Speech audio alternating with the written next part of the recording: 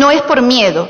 Yo creo que acá ningún político, ningún partido tiene miedo a perder su inscripción, por Dios. Acá estamos los partidos más grandes que hay en el Perú, que podemos movilizar a la mayor cantidad de personas en el Perú, que podemos conseguir la mayor cantidad de afiliados en el Perú. ¿Quién acá podría tener miedo? Miedo tenemos, presidente, a que hagamos malas cosas y que terminemos sumiendo a nuestro país en el caos. ¿Cómo se eligen los precandidatos, presidente? ¿Cómo eligen los partidos a sus precandidatos que van a intervenir en la elección interna? ¿En base a la antigüedad de militancia? ¿En base a dedo, dice el congresista Iberico? Entonces, qué gran democracia y qué gran revolución es la que vamos a traer si el partido va a decir tú, fulano, sutano, mengano y merengano van a ser los precandidatos en la elección interna. No sé de dónde vino el diagnóstico, pero la solución que nos han presentado no pareciera ser la mejor. Pero hay otros aspectos que no se han explicado. El voto en las elecciones internas en Uruguay no es obligatorio. Cuando Uruguay se plantea o se muestra como el referente, no es obligatorio. Y aquí se plantea que sean obligatorias. Quisiera, por su intermedio, presidente, preguntarle al doctor Tuesta o al ministro, ¿cuál es la razón de peso que sustenta la propuesta de hacer obligatoria la elección en las internas de los partidos? La Comisión de Alto Nivel afirma que el voto obligatorio va a legitimar a las autoridades elegidas. Le pediría, presidente, por su intermedio, que nos muestre los elementos de convicción que prueban o acreditan esa afirmación. Así podremos tomar una decisión los congresistas con los elementos suficientes para transformarlo esto en un proyecto de dictamen que termine siendo una ley. Pero además la elección interna se propone realizarla en octubre del año anterior a la elección. Se exige un reglamento electoral de cada organización. ¿No es mejor, desde su perspectiva, por su intermedio, presidente, establecer las normas en este momento? Porque en este momento ningún partido político tiene su reglamento adecuado a esta nueva propuesta. Me piden una interrupción, congresista, presidente. Neira. Gracias, congresista Barta. Solamente para sumarme a una pregunta para el doctor Fernando Tuesta, que fue el líder de esta comisión de notables, ¿no? En vista, y acá también está presente el ministro de Justicia, el ministro de Economía ha dicho, quisiéramos que nos conteste, de qué manera esta reforma política va a permitir que el país crezca 5%. ¿De qué manera? O sea, se sueltan así globos, se pintan fachadas en discursos solamente para decir a la población que si no se reforma si no se aprueba esta reforma, no vamos a subir a 5% del PBI. Por el amor de Dios, si un mes han bajado a 0.02 y la tendencia es en caída, ¿de qué manera lo han analizado pues los notables de que con esta reforma va a mejorar el crecimiento económico? Gracias, congresista Roji. Congresista Barta, para que continúe. Gracias, presidente. Si las elecciones internas se realizaran el año anterior a la elección, ¿cuándo se va a convocar a elecciones? O sea, el momento de la convocatoria empieza con la preelección en los partidos políticos. ¿Va a haber ese momento? ¿El jurado y la OMPE van a participar de ese premomento? Porque se supone que al momento de la elección interna los partidos llegan con una lista de candidatos o de fórmulas presidenciales. Pero el momento previo para decidir esa lista entra en la convocatoria, entra al calendario, va a tener supervisión, vigilancia, acompañamiento. No me queda claro, por lo menos para todos los que somos hombres y mujeres de partido y que participamos en los procesos electorales y que conocemos del tema, no nos queda este momento claro. ¿La convocatoria será diferenciada para elecciones internas y de las elecciones generales? ¿Se ha establecido un periodo de propaganda? ¿Un mes, 2 meses, 3 meses, una semana? 15 días. ¿Se podrá tachar a los precandidatos? Esas tachas, como han dicho, he visto la presentación del jurado, ellos dicen, nosotros nos haríamos cargo de toda esta etapa. Eso significa que toda la etapa que tenemos ahora en las elecciones generales va a trasladarse completamente a las elecciones internas, es decir, el periodo de presentación de tachas, de absolución y hasta llegar al momento con el padrón de internas depurado. Ojo que se está determinando que ese padrón, esa lista que se queda es cerrada, bloqueada e inamovible. ¿Cómo nos aseguramos que no llegue gente con cualquier tipo de mancha como las que hemos visto permanentemente? Se trasladaría y el jurado tendría, por lo tanto, la tarea que la tiene ahora en elecciones generales. ¿Se ha establecido plazos para eso? Estamos con un calendario bastante pequeño. La instancia que resolvería esas tachas, o la tacha será resuelta por las organizaciones políticas, como ha planteado el presidente de la Comisión de Alto Nivel. Se podrá recurrir a la autoridad jurisdiccional. No podemos legislar si tenemos todos estos vacíos. Podríamos dar un salto en realidad a un abismo. En resumen, ¿cuál es la normativa que regulará las elecciones internas? La OMP ha presentado una línea de tiempo. ¿Cuál es la normativa correspondiente a esa línea de tiempo? Hasta el momento quisiéramos avanzar con el dictamen, de hecho está listo, hay un proyecto de dictamen que se ha presentado, sobre el cual empezaremos a debatir en breve, artículo por artículo, cómo es la dinámica en esta comisión, pero necesitamos resolver las dudas que tenemos antes de empezar a votar los articulados. Finalmente, presidente, yo quiero referirme brevemente al tema de la paridad y la alternancia. Habemos partidos para quienes eso va más allá del discurso y se convierte en práctica. Fuerza Popular es un partido con ADN femenino. Hemos tenido lideresas a lo largo del tiempo. Fuerza Popular o el Fujimorismo fue el partido que tuvo la primera mujer presidenta del Congreso. Tiene una lideresa. Fue el que dio el partido de cuotas, el que creó el Ministerio de la Mujer y podría seguir con una lista muy larga. ¿Y sabe qué, presidente? En nuestras listas, sobre todo en los números 1, 2, 3, 4, 5, los primeros de las listas, nos veríamos altamente perjudicadas las mujeres con una paridad y una alternancia. Porque en mi partido las mujeres estamos primero. Entonces vamos a tener que ceder posiciones para los hombres. ¿Sí? O sea, dejamos de lado a lideresas que trabajan, que se sacrifican, que comparten el trabajo político con su labor profesional, con su hogar, para cederlo, porque debemos ir a la paridad. ¿O es que acaso la paridad es para promover a las mujeres? Porque si es la paridad para promover a las mujeres, en el caso de Fuerza Popular las van a dejar de lado. Y vamos a tener que dejarlas de lado, porque en una votación en la cual el pueblo decida, y el pueblo decida que el número 1 es mujer, y el 2 es mujer, y el 3 es mujer, y el 4 es mujer, y el 5 es mujer, y el 6 es mujer, vamos a tener que apartar a 2 o 3 mujeres de ahí para poner a hombres que probablemente tengan menor votación preferencial. Presidente, esto de la paridad y la promoción de las mujeres no debe ser un discurso para la tribuna, debe ser una práctica, y se debe apuntar al estímulo, a estimular sin criminalizar, sin excluir la participación de las mujeres. Que no se utilice esto para generar la apariencia de preocupación. Esto debería ir en la libertad que nos permitan las cuotas, que pueden ser progresivas, pero que pueden ir avanzando, pero que sin embargo, presidente, de ninguna forma deben perjudicar a lo que significa la aspiración y el crecimiento político.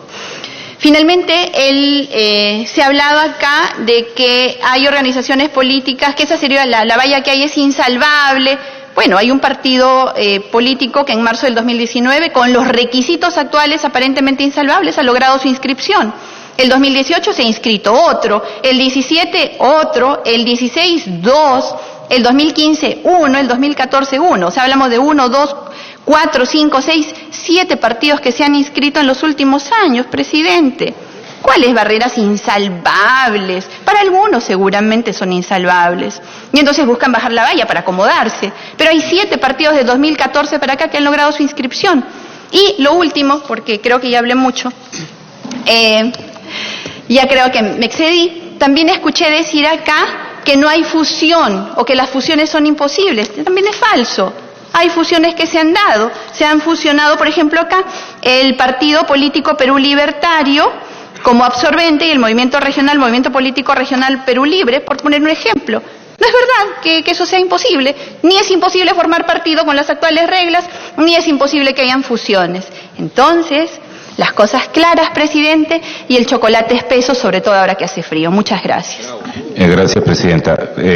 Por favor, tanto el doctor Tuesta como el ministro Ceballos están teniendo problemas de tiempo. Ayer estuvieron con nosotros y, dada la cantidad de preguntas que han recibido, vamos a abrir la posibilidad de que ellos comiencen a responder el conjunto de preguntas que tengan para que continúe el debate, por favor. Entonces los que tienen en la lista continúan: la congresista Letona ha pedido, la congresista Espinosa, Segura, Beteta, Becerril, Quintanilla, Meléndez. Vamos a continuar en ese orden. Pero tiene el uso de la palabra el doctor Fernando Tuesta. Gracias, presidente.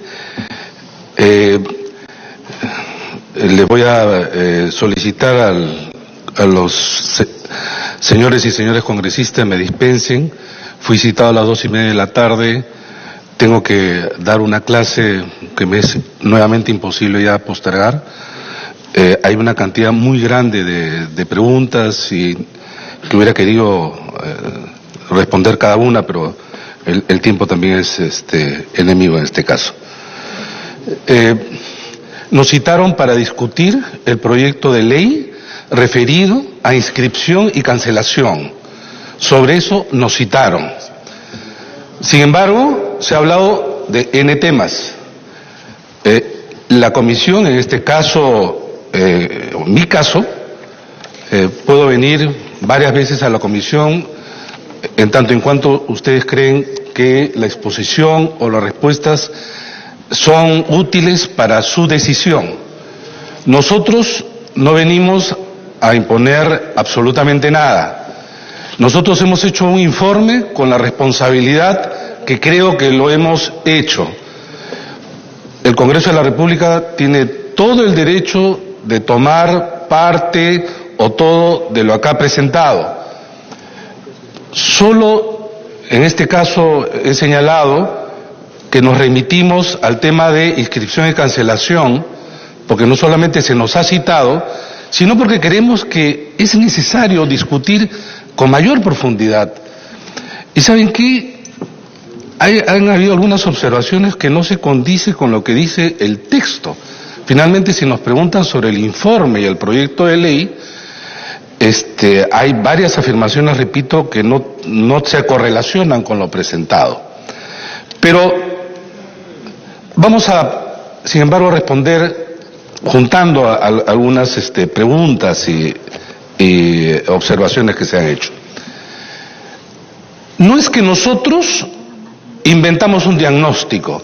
El diagnóstico sobre los partidos es un diagnóstico más o menos amplio en el sentido de aceptado. Esto no quiere decir que personalmente estemos contra los partidos. Es más, la Constitución del 93 trata de reducir ostensiblemente la naturaleza de los partidos. La del 79 fue la primera constitución en la historia de este país que habla sobre los partidos, su naturaleza y los coloca como columnas vertebrales del sistema político. Es más, el título se llamaba Sobre los partidos políticos. El 93 se cambia, las organizaciones políticas. Y a partir de ese momento se desarrollan una serie de medidas y normas que apuntan justamente a hacer que los partidos políticos no sean aquellas columnas que creo todos queremos. Es más, quiero recordar acá y respondo una pregunta en relación a los movimientos regionales. La primera versión de la primera ley de partidos en la historia del Perú, que se promulgó en el 2003, que se llamaba Ley de Partidos Políticos, solo consideraba a los partidos políticos nacionales como único tipo de organización de la voluntad popular participativa. En el debate se incrustó el tema de dos niveles, el nivel de movimientos regionales y listas locales, y fue tan mal hecho que comenzaron las controversias e interpretaciones sobre eso. Y entonces, desde aquel año 2003 en adelante, se han modificado más de la mitad de los artículos de la ley de partidos políticos. Es cierto que se ha discutido, es cierto que se ha modificado, pero ¿estamos satisfechos con eso?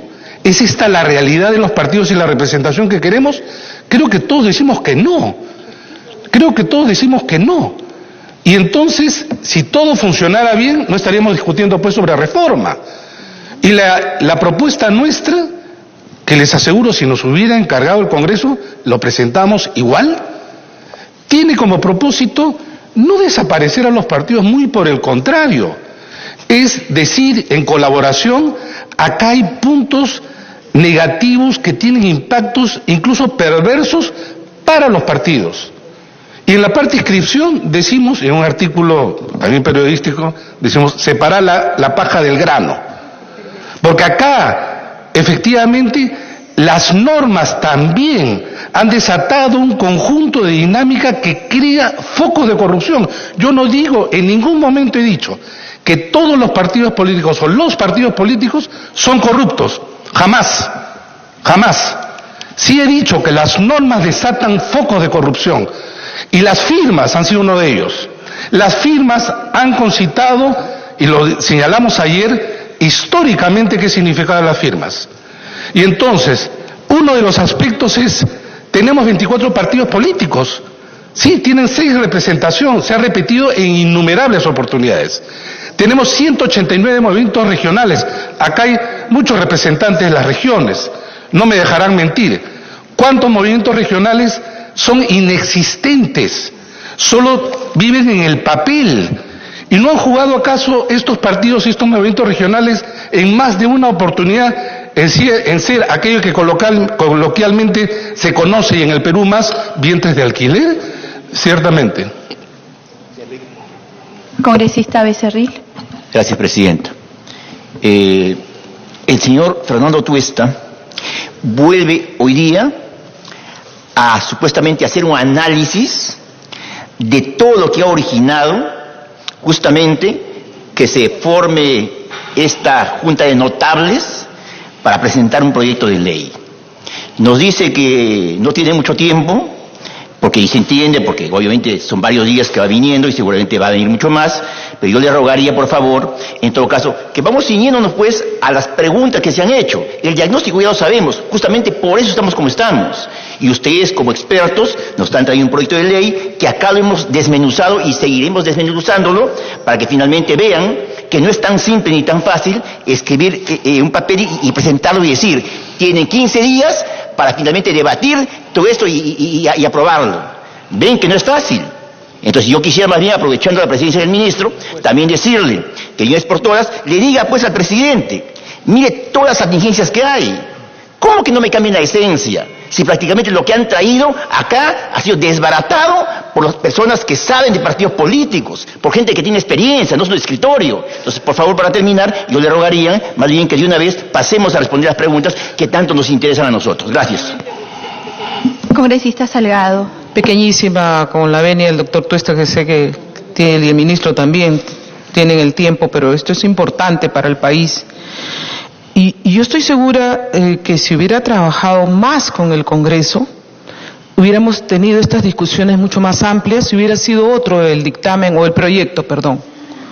Hubiera sido otro el proyecto, porque teniendo las experiencias de quienes estamos en partidos políticos, con experiencia en partidos políticos, hubiéramos tenido que cambiar, a menos que esto esté cerrado, porque estamos dando argumentos. No estamos hablando pintada en la pared, no, son experiencias las que estamos recogiendo. Y vuelvo a la pregunta inicial del diagnóstico. ¿No encontraron nada bueno en los partidos políticos? Ya, muchas gracias. Muchas gracias.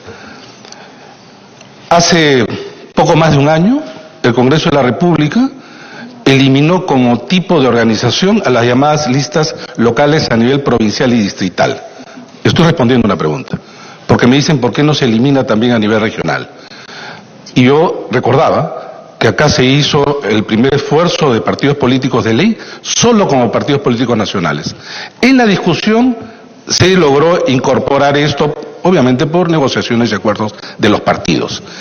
Repito, el año pasado se ha eliminado esto, pero ¿saben qué? Yo di mi opinión en su oportunidad, dije lo que va a ocurrir en el año 2022 es que si solo hay partidos nacionales y movimientos regionales legalmente inscritos como tales, pueden haber distritos, sobre todo en áreas rurales y de pequeños electores, que no haya candidato, porque el partido no desea, no considera, y el movimiento regional también. En consecuencia, estos eran cubiertos por esas pequeñas listas. Va a haber problemas si no se arregla eso.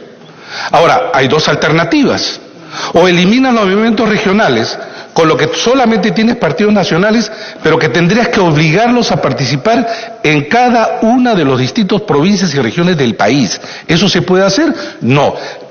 Entiendo que no, me están diciendo que no. Pero ¿cuál es la alternativa para distritos y provincias que de verdad van a haber problemas? El año 2022, en noviembre, van a haber elecciones, y les aseguro que van a haber algunos distritos y provincias que no van a tener candidatos. ¿Qué va a ocurrir con ellos? Solamente ese punto. Entonces, eliminar los movimientos regionales, por más que consideramos, y dentro del diagnóstico y la idea de plantear salidas, partidos nacionales, al contrario, integradores. ¿Pero es posible eso ahora? Yo se los planteo nuevamente a ustedes como representación, que tengan que tomar en cuenta, porque esto puede ser mañana más tarde grave. El Jurado Nacional de Elecciones ha presentado ahora una propuesta. Personalmente, a lo largo de año y medio, trabajamos entre el 2015 y el 2016 un código electoral en acuerdo con los organismos electorales. Este ha sido modificado y ahora se presenta otro. Y se señalan cosas que, desde nuestro punto de vista, se diferencia por un aspecto que no es desdeñable. Por el contrario, la propuesta nuestra parte también de un diagnóstico. La ley de organizaciones políticas en algunos aspectos es altamente reglamentarista. ¿En qué aspecto? La parte de organización. Le dice al partido: organízate en comités provinciales. ¿Cuál es la decisión? Una provincia es Lima, 7 millones de electores. Una provincia es Tahuamanú, 35.000 electores. ¿Por qué la unidad de organización de un partido debe ser el comité provincial? Unos podrían decir, se puede discutir departamental, distrital, zonal, lo que fuera, pero justamente lo que nosotros decimos, y en ese sentido no queremos regular allí donde el partido debe de tener la libertad de organizarse como crea conveniente. De repente un partido dice: en el sur, que tengo menos gente a nivel regional, y en el norte a nivel distrital, lo único que tiene que hacer el partido es que eso esté en sus estatutos. Punto número 1. Punto número 2, en el momento de la inscripción, lo único que se le dice, que de ese padrón total, 1/3 como máximo debe estar en una circunscripción, bajo el riesgo, y esa es la idea, que por ejemplo, no todos los militantes tienen que estar en Lima, sino máximo 1/3 del total. Ese es todo lo que se le dice al partido. He escuchado quejas aquí con justa razón, y fuera también. Miren, mientras más se quiera regular, más se tiene que tomar atención en que aquello se tiene que cumplir, y aquello que no se cumple se sanciona. En esta línea encadenada de procesos es lo que nosotros decimos al contrario. Los partidos tienen que tener más libertad. Y de ahí tomo una pregunta que también tiene que ver con las elecciones internas. Al contrario, el partido se dota, como debe ser, que tenga obviamente un estatuto, reglamentos internos como crea conveniente, y en aquellos señalar derechos y deberes de los militantes y también de los candidatos. Y entonces, Justamente por la libertad en términos de que el partido coloca los requisitos que crea conveniente. Si coloca los requisitos que para ser candidato a la presidencia no es pues un año, debe ser 10 o que debe haber sido congresista o lo que fuera, el partido tiene que la libertad de hacerlo. Regular desde fuera que los partidos tengan que tener A, B, C, ¿saben lo que significa? Montar nuevamente un aparato electoral complejo, costoso y además con más problemas. Si se quejan, y con justa razón, repito, la intromisión en muchos aspectos de los organismos electorales porque las propias leyes los empujan a eso. En consecuencia, la diferencia de la propuesta nuestra es dar libertad a los partidos y donde damos lineamientos, porque también la ley da lineamientos y luego obviamente se puede reglamentar en aquellos aspectos importantes. Por ejemplo, uno de estos aspectos que a nuestro punto de vista es un error. Hoy, en la parte concerniente al financiamiento, y disculpen que haga una digresión, pero dado que se ha señalado lo del financiamiento, que esperemos en otro momento podamos ser invitados para explicar la idea del financiamiento, es lo siguiente. Hoy en día se dice lo siguiente: un partido político recibe financiamiento público directo y le dice 50% debe ser para invertir en gastos ordinarios, ¿no? Gastos en locales, etcétera. Y 50% dice educación, capacitación, hasta investigación e información. Nosotros le decimos no debe haber porcentaje. ¿Y saben por qué? Y además, viendo de qué manera se están moviendo estas informaciones en la OMPE, el partido de repente enero, febrero, marzo, abril y hasta septiembre, por sus propias necesidades y cada partido distinto del otro, comienza a gastar en gastos ordinarios. Pero resulta que al final de año, al final del mes, le tiene que decir a la OMPE, oye, es 50-50. Y por lo tanto allí lo que tiene que es acelerar actividades de capacitación, por ejemplo, con tal de presentarle esto a la OMPE. Ahora peor, se dice un porcentaje para capacitación indígena, otro para jóvenes, otro, ¿saben qué? Les aseguro que va a ser peor. Si hay quejas sobre algunos aspectos ahora, eso será peor. Y al contrario, la propuesta nuestra es darle libertad al partido, pero reglas de juego de acceso al poder claras y constatables. Entonces, ese es el tema de las firmas. Hemos traído a discusión, y en realidad de hace algún tiempo, que las firmas no demuestran nada. Y los partidos, y les dije, esta es una bomba de tiempo, no contra solamente un partido que pueda ser parte de un escándalo, porque eso va en contra de todos los partidos en general, del partido como entidad. Cuando sale un escándalo de firmas, no solamente ocasiona un daño al partido involucrado, sino al conjunto de los partidos. Uno va, le digo, al azar, una caja en la OMPE, en los almacenes, saca de las firmas falsas de cualquier partido inscrito atrás en la historia y siempre va a encontrar de las válidas algunas que no son verdaderas. Entonces, ¿de qué cosa estamos hablando cuando hablamos de requisitos? ¿Que son requisitos reales o son requisitos formales, no constatables, pero que lo queremos allí por alguna otra razón que no es la que en todo caso el informe de la comisión busca dotar, realidad? Porque finalmente los votos sí son realidad. Hoy día se presenta un partido y se inscribe con un expediente donde dice que hay comités provinciales. ¿Cuántos de esos comités provinciales son realmente existentes? Y yo estoy de acuerdo, por su intermedio, presidenta, la congresista Luz Salgado. Por el contrario, si ustedes dicen debe haber comités provinciales, la consecuencia inmediata es deben de funcionar. Tercer momento, se debe fiscalizar. Cuarto momento, si no aparece, sanción. ¿Eso es lo que se quiere? No, porque tienen razón, los partidos son dinámicos. De repente un comité comienza a funcionar bien, es provincial acá, y por diferentes razones ya no lo hace. ¿Y que eso se va a sancionar? Nosotros en la comisión decimos no. Nosotros en la comisión decimos los partidos tienen el derecho y la libertad de organizarse y funcionar.